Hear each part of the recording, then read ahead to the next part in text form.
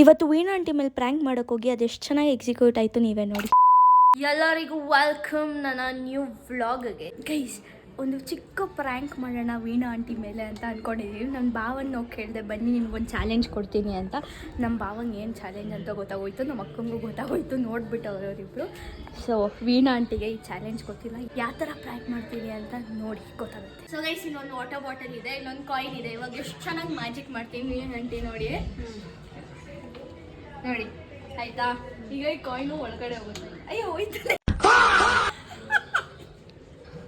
ಬಿಡಿ. ನೋಡಿ ಇವಾಗ ಹಿಂಗೆ ಐತಲ್ಲ, ನೋಡಿ ನನ್ನ ಕೈ ಕಾಯಿನ್ ಬರುತ್ತೆ ನೋಡಿ ನೋಡಿ.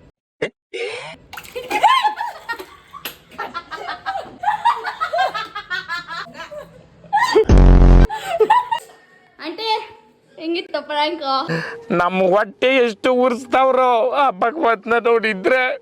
ಅಷ್ಟೇ, ನಿಜ ಗೊತ್ತಿರ್ಲಿಲ್ವಾ ನಿಮ್ಗೆ? ನೋಡಿದ್ರೆ ನಾನು ಯಾಕೆ ಫುಲ್ ಆಗ್ತಿದ್ದೆ? ಎಷ್ಟಿದೋ ಸಿಗ್ತಾರ ಫುಲ್ ಬಾಟ್ಲು ಬೇರೆ ಬೇರೆ ನೋಡಿ.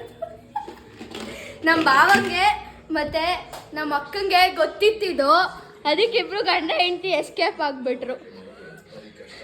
ನಂಗೆ ಗೊತ್ತು ನಂಗೆ ಆಂಟಿಗೂ ಬರಕ್ ಬಿಡಲ್ಲ ಅನ್ಕೊಂಡೆ. ನೀವು ಹೇಳಿದ್ ನೋಡಿದೆ, ನಂಗೆ ಗೊತ್ತು, ನನಗೆ ಗೊತ್ತಿದೆ, ಅದು ಗೊತ್ತು, ಅದು ಬರಲ್ಲ ಅಂತ. ಯಾವ ವಾಟರ್ಗೆ ನೀರು ತುಂಬ್ಕೊಂಡ್ಬಂದೆ, ಐ ಥಿಂಕ್ ಇದೆ ಅನ್ಕೊಂಡೆ ನಾನು. ಅದು ಯಾವಾಗ ಇರ್ತಿ ಅಂತ, ಯಾಕೆಂದ್ರೆ ಒಂದು ಕಂಟೆಂಟ್ ಬೇಕಲ್ಲ ನಿಮ್ಗೂ, ಹಂಗಾಗಿ ಏನು ಹೇಳಿಲ್ಲ. ನೀವ್ ಹೇಳಿದಿದ್ರೆ ನೀನು ನನ್ನ ಮೇಲೆ ಬೇಜಾರು ಮಾಡ್ಕೋತೀಯ ಅಂದ್ಬಿಟ್ಟು, ಪರವಾಗಿಲ್ಲ ಬೇಸಿಗೆ ಅಲ್ವಾ, ಸ್ವಲ್ಪ ತಣ್ಣಗಾದ್ರೂ ಪರವಾಗಿಲ್ಲ ಅನ್ಕೊಂಡು ಸುಮ್ಮನೆ ಚಳಿಗಾಲಾಗಿರೋ ಹೇಳ್ಬಿಟ್ಟಿದ್ದೆ.